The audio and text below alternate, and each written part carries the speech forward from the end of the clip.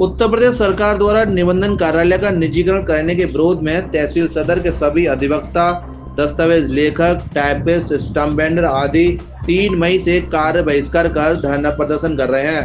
तहसील bar association का कहना है कि सरकार निबंधन कार्यालय को पीपीपी मॉडल से जोड़कर निबंधन कार्यालय का सारा काम प्राइवेट हाथों में सौंपना चाहती है, जिससे निबंधन कार्यालय के कार्य की गुणवत्ता पर खासा असर पड़ने के साथ निबंधन कार्यालय में भ्रष्टाचार बढ़ जाएगा, अधिवक्ताओं से उनका कार्य छीन लिया जाएगा। निबंधन कार्यालय का निजीकरण करने के विरोध में तहसील सदर के निबंधन कार्यालय पर अधिवक्ताओं का धरना प्रदर्शन चौथे दिन भी जारी रहा। तहसील बार एसोसिएशन के महासचिव अरविंद कुमार दुबे ने निबंधन कार्यालय में प्राइवेट व्यक्तियों द्वारा किए गए हेराफेरी और भ्रष्टाचार का उदाहरण देते हुए कहा कि निबंधन कार्यालय को पीपीपी मॉडल से जोड़ने से निबंधन कार्यालय की बची कुची गुणवत्ता और साख खत्म हो जाएगी। सदर तहसील बार एसोसिएशन के पूर्व अध्यक्ष लाल बहादुर सिंह और महासचिव राजीव उपाध्याय ने निबंधन कार्यालय के निजीकरण करने और निबंधन कार्यालय में निबंधन मित्रों की भर्ती करने का विरोध करते हुए कहा कि सरकार हर क्षेत्र में पीपीपी मॉडल लागू कर देश की युवा पीढ़ी के भविष्य के साथ खिलवाड़ कर रही है। सदर तहसील बार एसोसिएशन के सभी अधिवक्ता गण, वेंडर, दस्तावेज लेखक और टाइपिस्ट गणों ने एक राय होकर निबंधन कार्यालय के निजीकरण का विरोध किया है। ये हमारा निबंधन कार्यालय है वो सारा का सारा प्राइवेट हाथों में देने की सरकार ने योजना बना ली है, जो पीपीपी मॉडल फ्रंट ऑफिस के नाम से जाना जाएगा। इसमें प्राइवेट लोगों की भर्तियां होंगी और उनके द्वारा ही सारा कार्य किया जाएगा। जो सरकारी कर्मचारी हैं सिर्फ उनको इतना रह जाएगा कि ओके कर दी डॉक्यूमेंट, इसके अलावा और कोई कार्य नहीं होगा। और जो दस्तावेज लेखक संघ और जो अधिवक्ता वगैरह जो यहाँ कार्यरत हैं वो सब यहाँ घर पर बैठ जाएंगे। और यहाँ पर क्या है कि जो प्राइवेट लड़के जो निबंधक मित्रों की भर्ती की जा रही है वो 20,000 लोगों की भर्ती की जा रही है, उनको 1500 रुपये में ये रखेंगे प्राइवेट कंपनी वाले। अब 1500 रुपये में क्या वो अपनी जीविका चला लेंगे? उस हिसाब से वो यहाँ पर जरूर 120% पब्लिक के साथ में भी धोखा करेंगे, हेरफेर करेंगे, रिकॉर्ड में हेरफेर करेंगे। पूर्व में भी हमारी तहसील में ऐसी हेरफेर हो चुकी है जो प्राइवेट लड़कों द्वारा, जिसमें पुराना रिकॉर्ड निकाल के और नए दस्तावेज तक लगा दिए गए हैं। कोई भी सरकारी कर्मचारी की जो भर्ती करते हैं तो सरकारी कर्मचारी कोई भी गलत कार्य करने से डरता है, लेकिन प्राइवेट लड़का कभी नहीं डरता। इसलिए हमारा ये उद्देश्य है जो भी ये भर्ती करें प्राइवेट हाथों में न देकर सरकारी कर्मचारियों की भर्ती करें, सरकारी कर्मचारियों से कार्य लें।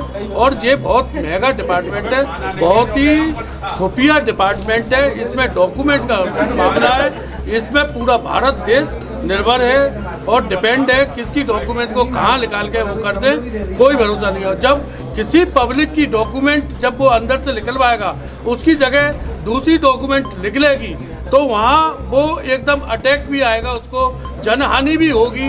इस चीज़ों का इनको नॉलेज नहीं है। पर सरकार हमारी बातों को नहीं मानती है तो हम सरकार के भी विरुद्ध जाएंगे। जो हमारे जो जायसवाल जी हैं, जो निबंधक कार्यालय के जो मंत्री हैं, रविंद्र जायसवाल जी राजस्व के वो जो मंत्री हैं, उन्होंने जो दूसरे प्राइवेट हाथों में जो ठेका देने की सोच रखी है, हो सकता है अगली बार 2027 का चुनाव आए तो शायद ये मंत्री पद पे भी ना रहे। ये अब हम लोगों की आज शाम को रणनीति बनाएंगे कि कब तक रखेंगे धरना प्रदर्शन और क्या करेंगे। ये शाम को हमारी मीटिंग होगी। उसकी मांग हमारी सीधी है कि हम लोग अधिवक्ता हैं, 25 साल मेहनत करने के बाद काला कोट मिला है। शासन जो है हमें हर स्तर से बाहर करना चाहता है, बाहर हम होंगे नहीं। शासन यहाँ जो भी गलत करेगा हम उसका विरोध करेंगे।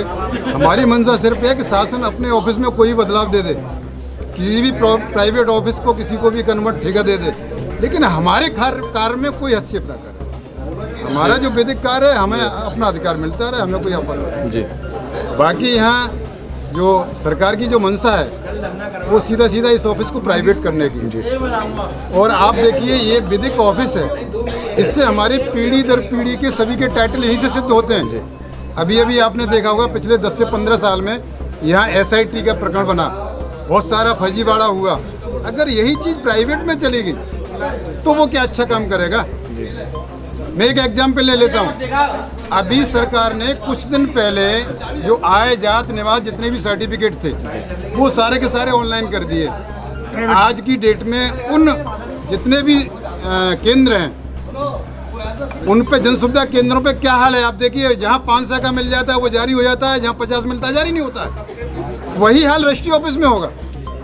मैं तो ये कह रहा हूँ कि 10% जनता आज भी हमारे देश की ऐसी है जो जमींदार बनी बैठी है, जिसको नहीं मालूम कि कागज़ में क्या लिखा जा रहा है। अगर ऑनलाइन सिस्टम हो गया तो उसका अंगूठा लगा लिया जाए, उसकी प्रॉपर्टी किसके पास पहुँच जाएगी कोई पता नहीं होगा। तो हम इसका विरोध करते हैं और जनता के हित की मांग करते हैं कि ये लागू नहीं होना चाहिए। उपाध्याय एडवोकेट, हमारा ये जो धरना चालू हुआ है कल से, ये PPP मॉडल के विरोध में है। PPP मॉडल क्या है कि एक फ्रंट ऑफिस बनाते हुए प्राइवेट संस्था को देकर यहाँ पर काम किया जाएगा और जो इसमें पिछले विगत कई वर्षों से जो व्यक्ति बाकी अधिवक्ता और दस्तावेज लेखक गण लगे हुए हैं उनका कार्य समाप्त कर दिया जाएगा। अभी हमारी DIG महोदय से बात हुई थी तो उन्होंने कहा कि ये प्राइवेट संस्था को इसलिए दिया जा रहा है कि डाटा हमारा जो है डेटा पूरा जो है प्राइवेट वर्क करेंगे। हमने उनसे कहा कि जो आज डेटा आपका जो लिंक हो रहा है वो भी तो प्राइवेट आदमी कर रहे हैं। तो जब वो प्राइवेट आदमी कर रहे हैं तो नए प्राइवेट आदमियों की रखने की क्या ज़रूरत है। तो मुख्यमंत्री से, सरकार से, प्रशासन से हमारा यही कहना है कि जो इस समय चल रहा है रजिस्ट्री का कार्य, तो उस PPP मॉडल को न करके उन्हीं व्यक्तियों को करने दिया जाए जो इसमें कई वर्षों से इसमें कार्य कर रहे हैं, संलग्न हैं, और उनके विरुद्ध ऐसा कोई कार्य न किया जाए जिससे कि सरकार की हठधर्मिता दिखाई दे और हम लोगों का कार्य जो है छिड़े। इसी आशाओं के साथ मैं सरकार, शासन और प्रशासन से कामना करता हूं कि वो जो PPP मॉडल है उसको खारिज करे और जो काम कर रहे हैं जिस तरीके से व्यक्ति जनता के हित में, देखिए अगर प्राइवेट आदमी काम करता है तो आज 10% जो है दस्तावेजों में छेड़छाड़ हो रही है। जब प्राइवेट आदमी काम करेगा तो ये गांव की जो जनता है जो रजिस्ट्री कराने आती है वो बेचारी इतनी असहाय होती है, उसे तो कोई मालूम नहीं रहता है। तो अधिवक्ता और दस्तावेज लेखक ही उसके कार्य को निष्पादित करने का कार्य करते हैं। जो आदमी बिना पढ़ा लिखा होगा वो इस कार्य को कैसे निष्पादित कर पाएगा। इसलिए सरकार इसको खारिज करे और जो जैसे काम चल रहा है उसी तरीके से काम चलता रहे।